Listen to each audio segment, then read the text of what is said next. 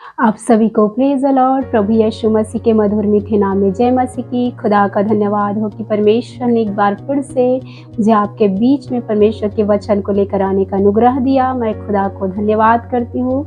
आज हम वचन में जब देखते हैं तो परीक्षा के विषय में देखने पाएंगे। तो हम उत्पत्ति 22 का जब देखते हैं दूसरा वचन, उसने कहा अपने पुत्र को अर्थात अपने इकलौते पुत्र इसहाक को जिससे तू प्रेम रखता है संग लेकर मोरियाह देश में चला जा और वहाँ उसको एक पहाड़ के ऊपर जो मैं तुझे बताऊंगा होम बलि करके चढ़ा। यहाँ पे अब्राहम के विषय में है ये।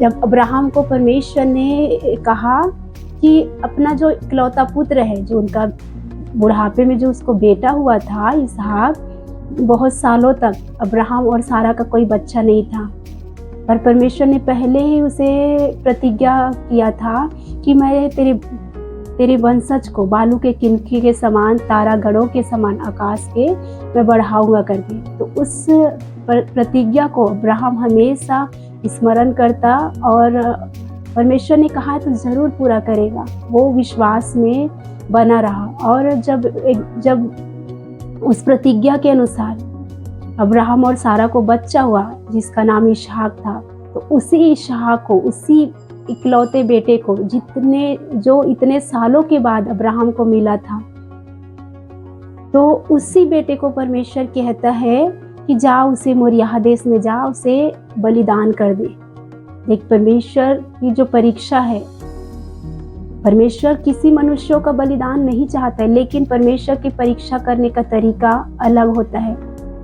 तो जब अब्राहम ने सुना तो सचमुच में अब्राहम को जब दर्शन आया, परमेश्वर ने जब कहा उसे, स्वर्गदूत ने जब उसे कहा, तो अब्राहम ने परमेश्वर से कोई वाद विवाद नहीं किया कि परमेश्वर आपने ये बेटा मुझे दिया इतने सालों के बाद, तो मैं कैसे इसे बलिदान करूं। उसने कुछ भी नहीं कहा परमेश्वर को, और बस परमेश्वर को मानकर, परमेश्वर की बात को मानकर वो अपने बेटे को इसहाक को, आगे जब हम वचन में देखते हैं तो इसहाक को बलिदान करने के लिए मोरियाह देश में उस पहाड़ पर चला गया अपने 2 दासों को लेकर, और बलिदान करने के लिए लकड़ी चीरकर उन दासों के साथ वो मोरियाह देश में उस पहाड़ पर चला गया। और जब वो उस पहाड़ पर जाता है तो उस पहाड़ पर जाने से पहले अपने दासों को नीचे छोड़ के जाता है, और क्या कहते हैं अपने दासों को कि मैं और ये लड़का हम जाते हैं और परमेश्वर को दंडवत करके आते हैं।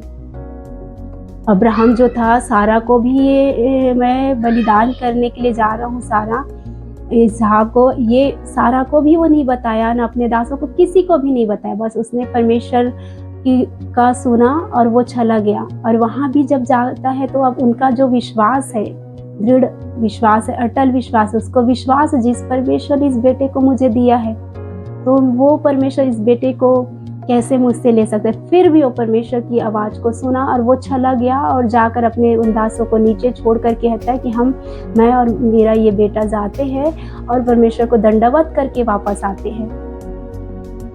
और जब वहाँ से वो गया तो वो बलिदान कर रहा था उस वेदी के ऊपर, इसहाक को बांधकर वो छुरी चलाने ही वाला था, बलिदान करने ही वाला था इसहाक को।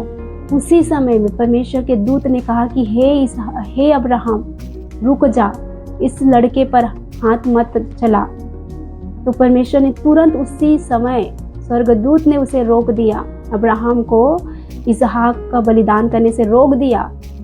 और परमेश्वर ने अद्भुत काम वहाँ पे किया, एक मेमने का, एक मेढ़े का वहाँ पे मुहैया कराया उस बलिदान की, उस जो वेदी बनाया गया था जहाँ पे इसहाक को लेटाया गया था बलि करने के लिए, उस वेदी में बलिदान करने के लिए एक झाड़ी में, उसी पहाड़ पर झाड़ी में फंसे हुए एक मेढ़े का मुहैया कराया बलिदान करने के लिए। तो आज परमेश्वर, सचमुच में परमेश्वर अद्भुत काम करने वाला परमेश्वर है।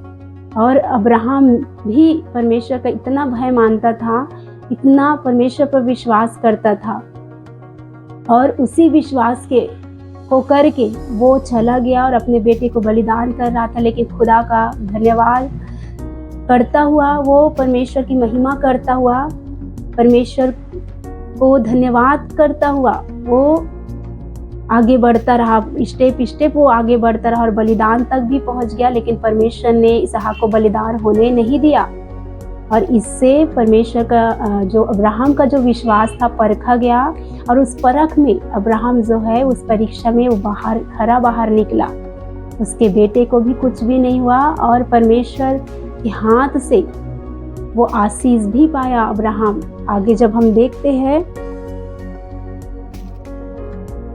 16 और 17 वचन में, यहोवा की यह वाणी है कि मैं अपनी ही यह शपथ खाता हूँ कि तूने जो यह काम किया है कि अपने पुत्र वरन अपने इकलौते पुत्र को भी नहीं रख छोड़ा, इस कारण मैं निश्चय तुझे आशीष दूंगा और निश्चय तेरे वंश को आकाश के तारागण और समुद्र के तीर के बालू के किनकों के समान अनगिनत करूंगा, और तेरा वंश अपने शत्रुओं के नगरों का अधिकारी होगा।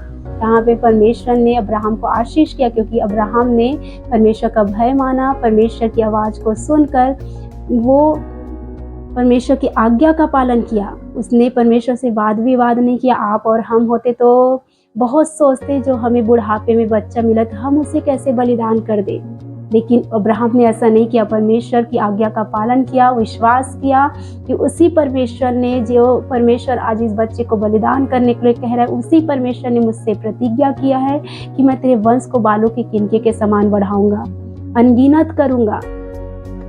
तो वही परमेश्वर सब कुछ करने में सामर्थ्य। और सचमुच में जब अब्राहम खरा बाहर निकला, अपने विश्वास के कारण वो धर्मी ठहराया गया, और उस परीक्षा के बाद परमेश्वर ने उसे आशीष दिया, और इनके जो वंशज है बालू के किनके के समान बढ़ते गए और अपने दुश्मनों के देश के अधिकारी बनते गए। तो परमेश्वर ऐसा काम करने वाला परमेश्वर है। परमेश्वर चाहता है कि हम मनुष्य उनकी आज्ञाओं का पालन करें। जब हम आज्ञा को पालन करते हैं तो परमेश्वर की प्रतिज्ञा हमारे जीवन में पूरी होती है। जब अब्राहम से परमेश्वर ने प्रतिज्ञा किया उनके वंशज को बढ़ाने का, तो परमेश्वर सचमुच में अब्राहम के वंश को ऐसा अनगिनत कर दिया जो आज गिने नहीं जा सकते। आज अब्राहम जो है जातियों का मूल पिता बना। आपका मेरा मूल पिता है अब्राहम। तो आज इस वचन के द्वारा परमेश्वर आपको मुझको सिखाना चाहता है कि हमें अब्राहम के समान परमेश्वर का भय मानने वाला जीवन जीना है, आज्ञाकारिता का जीवन जीना है। जब हम परमेश्वर का भय मानेंगे, परमेश्वर का आज्ञा पालन करेंगे उनके वचन के अनुसार, तो परमेश्वर हमें भी वो सारी आशीषें, वो सारी प्रतिज्ञा जो उसने आपसे मुझसे कही है, बांधी है, उस प्रतिज्ञा को परमेश्वर पूरा करने में सामर्थ्य है।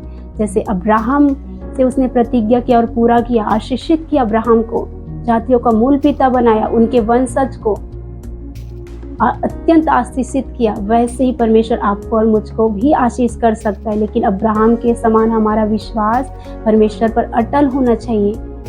हमारा विश्वास बढ़ने वाला, चाहे परिस्थिति कुछ भी रहे, हालात कुछ भी हमें दिखाए, लेकिन हमें परमेश्वर के वचन पर बने रहना है, परमेश्वर की आज्ञाओं का पालन करना है। तभी हमारे जीवन में परमेश्वर की जो प्रतिज्ञाएं हैं वो पूरी होंगी। तो आपको इस वचन के द्वारा परमेश्वर आशीष दे। आप सबका घराना, आपका परिवार परमेश्वर के अनुग्रह में बढ़ते जाए और आशीषित होते चले जाए। आप सबको प्रेज़ द लॉर्ड।